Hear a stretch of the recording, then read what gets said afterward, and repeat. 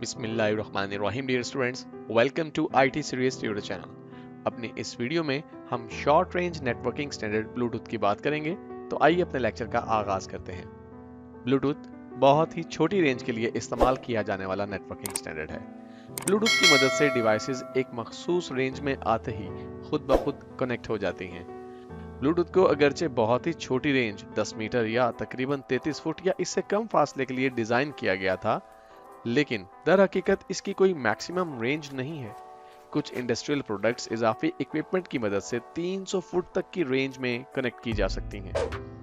Bluetooth को इसलिए design किया गया था ताकि मुख्तलिफ डिवाइसेस को आपस में कनेक्ट करने के लिए इसे तार के मुतबादिल के तौर पर इस्तेमाल किया जाए। मिसाल के तौर पे वायरलेस कीबोर्ड और माउस को डेस्कटॉप कंप्यूटर से कनेक्ट करने के लिए, पोर्टेबल कंप्यूटर से प्रिंटर्स तक बिना तार के प्रिंट जॉब्स भेजने के लिए, मोबाइल फोन को वायरलेस हेडसेट से कनेक्ट करने के लिए, डिजिटल कैमरा से लैपटॉप या सर्वर तक बिना तार के तस्वीर भेजने के लिए।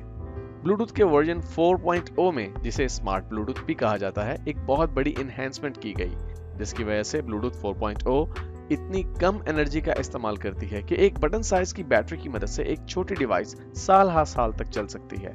ब्लूटूथ का version 5 short range wireless standard का जदीद तरीन वर्जन है।